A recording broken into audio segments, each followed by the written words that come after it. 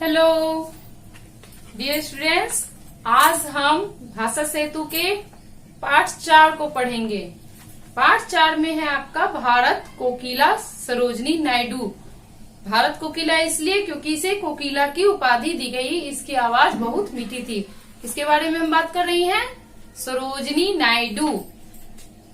यह पाठ सरोजनी नायडू के जीवन पर आधारित है। सरोजनी नायडू के जीवन पर यह आधारित पाठ है। इसके बारे में बताया गया है कि सरोजनी नायडू की प्रारंभिक पढ़ाई कैसे हुई, वो कैसे स्वतंत्रता आंदोलन में आई, कैसे उसका नाम उजागर हुआ और वह स्वतंत्र भारत की पहली महिला राज्यपाल भी बनी है। तो लेट्स स्टार्ट। भारत कोकिला सरोजनी नायडू। सरोजनी नायडू का जन्म 13 फरवरी 1879 को हुआ था। उनके पिता डॉक्टर अघोरनाथ चट्टोपाध्याय कई विषयों के विद्वान थे। उनकी माता धार्मिक विचारों की महिला थी। महिलाओं के लिए वे बहुत प्रेरक रही है। बालिका सरोजनी को बचपन से ही पुस्तकों से प्रेम था। सरोजनी नायडू का जन्म कब हुआ है? सरोजनी नायडू का जन्म हुआ है 13 फरवरी 1879। 13 फरवरी 1879। आप लोग हमेशा याद रखिएगा, सरोजनी नायडू का जन्म 13 फरवरी 1879। उनके पिता का नाम था अघोरनाथ चट्टोपाध्याय, जो कई विषयों के विद्वान थे, और उनकी माता धार्मिक विचारों की महिला थी, यानी पूजा पाठ में ज्यादा विश्वास रखती थी और महिलाओं के लिए वो बहुत ही प्रेरणादायक थी। बालिका सरोजनी को बचपन से ही पुस्तकों से प्रेम था। केवल 12 वर्ष की आयु में उन्होंने हाई स्कूल की परीक्षा उत्तीर्ण कर ली थी। केवल 12 वर्ष की उम्र जब थी उसकी, तो वह हाई स्कूल की परीक्षा उत्तीर्ण कर ली। 12 वर्ष की आयु, 12 वर्ष की आयु में वो हाई स्कूल की परीक्षा उत्तीर्ण कर ली। बचपन से ही कविता पढ़ने में उसकी विशेष रुचि थी। वे गाती भी बहुत अच्छा थी। 11 वर्ष की आयु में उन्होंने पहली कविता लिखी, जिसकी बड़ी प्रशंसा हुई। इससे प्रोत्साहन पाकर सरोजनी ने 1300 पंक्तियों की एक लंबी कविता the lady of the lake लिख डाली। एक छोटी सी लड़की द्वारा अंग्रेजी में कविता लिखे जाने से लोग बहुत आश्चर्यचकित हुए। हैदराबाद के निजाम ने इससे प्रसन्न होकर सरोजनी को छात्रवृत्ति देकर इंग्लैंड पढ़ने भेज दिया। इंग्लैंड में वे पढ़ाई के साथ साथ अंग्रेजी में कविताएं भी लिखती रही। वहां से लौटने पर 1858 ईस्वी में गोविंद राजलू नायडू से उनका विवाह हो गया।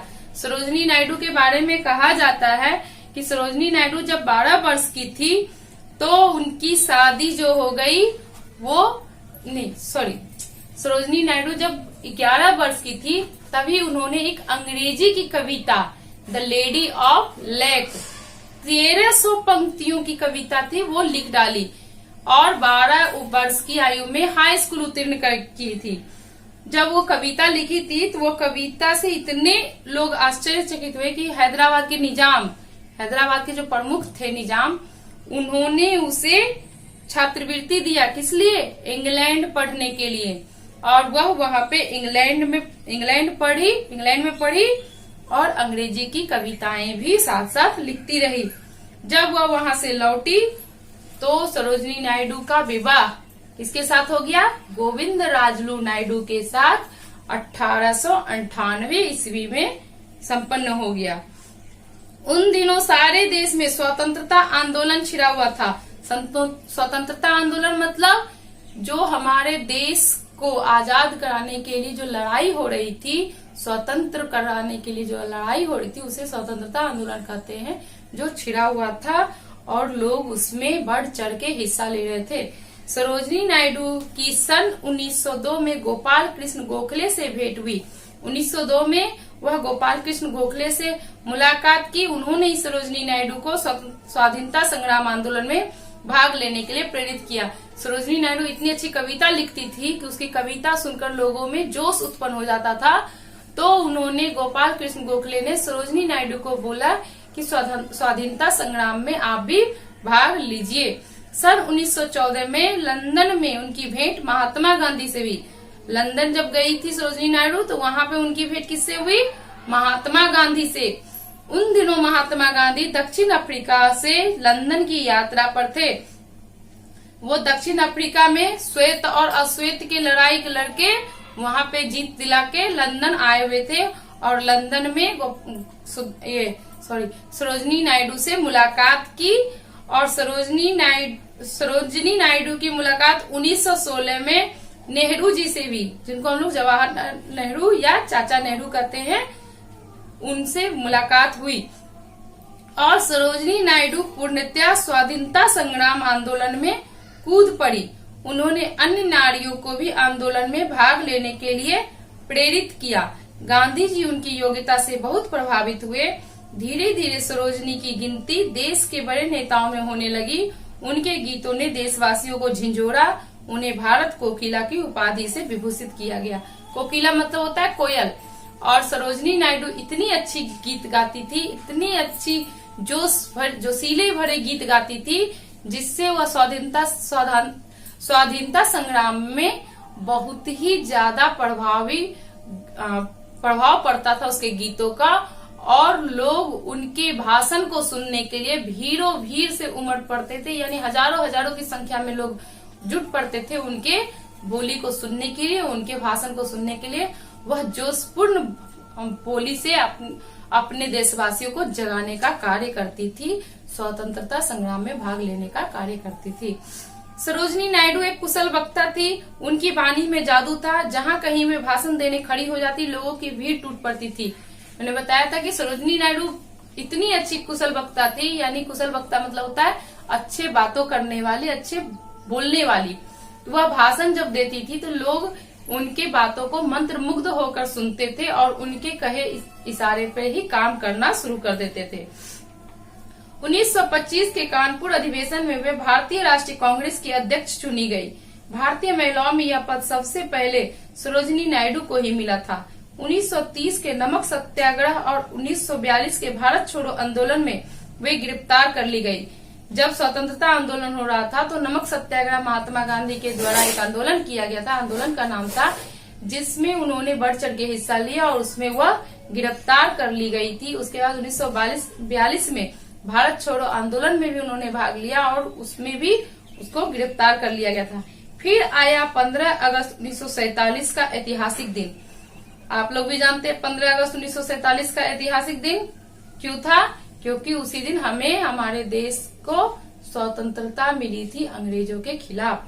देश स्वतंत्र हो गया। उन्हें उत्तर प्रदेश का राज्यपाल बनाया गया। वे स्वतंत्र भारत की पहली महिला राज्यपाल थी। उत्तर प्रदेश की पहली महिला राज्यपाल कौन थी? सरोजिनी नायडू। गवर्नर जिसको बोलते हैं, वो पहली महिला थी जो उत्तर प्रदेश की राज्यपाल बनी थी। 2 मार्च 1949 को इस महान विभूति की जीवन लीला समाप्त हो गई। यद्यपि आज सरोजिनी नायडू हमारे बीच नहीं है, फिर भी उन्होंने देश की जो सेवा की और स्वचरित्र कविताओं का मधुर स्वर में पाठ किया, उसके लिए वे सदैव याद की जाएगी। 2 मार्च 1949 को 15 अगस्त 1947 को हमारा देश आजाद हुआ और 2 मार्च 1949 को उनकी जीवन लीला यानी वो मृत्यु को प्राप्त हुई और उसके बाद वह मर गई। लेकिन उनकी जो कविता थी इतनी मधुर थी कि वह आज भी हमारे देश में गाया जाता है और इसके लिए उनको याद किया जाता है सदैव। और भारत कोकिला की उपाधि दी गई थी, जिसे हम लोग आज भी जानते हैं कि भारत की कोकिला किसे कहा गया? सरोजिनी नायडू को। तो बच्चों, आपका पाठ 4 समाप्त हो गया। क्वेश्चन आंसर आपका करवा दिया गया है। अब है आपका भाषा बोधन। लिंग बदलो। इसमें पुल्लिंग से स्त्रीलिंग, स्त्रीलिंग से पुल्लिंग बनाना है। तो यहाँ पे दिया गया विद्वान। विद्वान का हो गया विदुषी, बालक का बालिका, पुरुष का स्त्री, पिता का माता, अध्यक्ष का अध्यक्षिका। पढ़ो, समझो और लिखो। तुम पढ़ चुके हो कि शब्द के अंत में जुड़ने वाले शब्दांश प्रत्यय कहलाते हैं। नीचे लिखे शब्दों में प्रत्यय की स्थिति देखो। जैसे किसी शब्द के पीछे जो लिखा होता है, जैसे इक, इत, ये सब क्या है, प्रत्यय है। तो किसी शब्द के पीछे जो वाक्य जुड़ जाता है तो उसे पीछे वाले वाक्य को प्रत्यय कहते हैं, और आगे जो वाक्य हम लगा के कोई शब्द बनाते हैं तो उसे उपसर्ग कहते हैं। तो यहाँ प्रत्यय बनाना है। जैसे धार्मिक, धार्मिक में इक प्रत्यय है। प्रोत्साहित, प्रोत्साहित में इत प्रत्यय है। स्वाधीनता, स्वाधीनता में ता प्रत्यय है। अब इस शब्द में प्रयुक्त प्रत्यय बताओ। विभूषित, विभूषित में कौन सा प्रत्यय होगा, विभूष जोड़ इत, इत कौन से प्रत्यय है, इत। मधुरता, मधुरता में ता। पढ़ाई, पढ़ाई में ई, ये क्या है, प्रत्यय है। निम्नलिखित शब्दों का वाक्यों में प्रयोग करो। तो इसको वाक्य में प्रयोग करना है। आश्चर्यचकित, ताजमहल को देखकर मैं आश्चर्यचकित रह गया। प्रेम, जानवरों से प्रेम करना चाहिए। छात्रवृत्ति, हैदराबाद के निजाम ने सरोजनी नायडू को छात्रवृत्ति दी। प्रोत्साहित, हमें पढ़ने के लिए हमेशा प्रोत्साहित होना चाहिए। सदैव, सदैव सच्चाई के पथ पर चलना चाहिए। या कुछ भी अपने मन से जो भी हो इजी सा वाक्य बना सकते हैं। उसके बाद विलोम शब्द। विलोम शब्द मतलब तो आप लोग जानते हैं, उल्टा शब्द। उत्तीर्ण, अनुत्तीर्ण, जन्म, मृत्यु, मधुर, कड़वा, अच्छा, बुरा, स्वतंत्र, परतंत्र। उसके बाद है पढ़ो, समझो और लिखो। वे कुशल वक्ता थी। उन्होंने एक लंबी कविता लिखी। स्वतंत्र भारत की पहली महिला राज्यपाल बनी। उनकी गिनती बड़े नेताओं में होने लगी। ये सभी रेखांकित शब्द किसी न किसी की विशेषता बता रहे, अतः यह शब्द विशेषण है। जैसे पिछले पाठ में हमने पढ़ाया था, विशेषण किसे कहते हैं, किसी शब्द की किसी के बारे में विशेषता बतलाती हो उसे विशेषण कहते हैं। तो कुशल वक्ता किसके बारे में बता रही है, सरोजनी नायडू के बारे में बता रही है कि वे कुशल वक्ता थी। तो वक्ता थी, लेकिन कैसी वक्ता थी, कुशल वक्ता थी। तो कुशल क्या हो गया, विशेषण हो गया। तो उसी तरह जिस शब्द की विशेषता बताई जाती है उसे विशेष्य कहते हैं। यानी जिसके बारे में विशेषता बताई जाती है उसे विशेष्य कहते हैं, और जो विशेषता बताई जाती है उसे कहते हैं विशेषण। कुशल वक्ता थी, तो वक्ता क्या थी, कुशल थी, तो ये हो गया विशेषण। और कुशल वक्ता थी, तो कुशल कौन थी, वक्ता, तो वक्ता हो गया विशेष्य। यानी वक्ता के बारे में बता रहे हैं कि वक्ता जो है बहुत कुशल थी। तो यहाँ पे है आपका निम्नलिखित वाक्यों में से विशेषण और विशेष्य अलग अलग करके लिखो। तो सदा अच्छी पुस्तकें पढ़ो, तो अच्छी क्या हो गई, विशेषण, और पुस्तकें क्या हो गई, विशेष्य। 3 बालक गीत गा रहे थे, तो 3 क्या हो गया, विशेषण, क्योंकि 3 बालक है। और कौन गीत गा रहा है, बालक, किसके बारे में बस विशेषता बतलाई जा रही है, तो विशेष्य हो गया बालक। बाग में लाल सेब है, तो सेब क्या है, विशेष्य, और लाल हो गए उसकी विशेषण। मुझे 4 मीटर कपड़ा चाहिए, 4 क्या हो गया, 4 मीटर हो गया आपका विशेषण, और कपड़ा क्या है, विशेष्य। यह कमीज मेरी है, कमीज हो गया आपका विशेष, और यह जो इसके बारे में विशेषता बताइए यह है वो क्या हो गया, विशेषण। तो बच्चों आपका पाठ 4 समाप्त। अब आप इसे पढ़ें और समझें। Take care.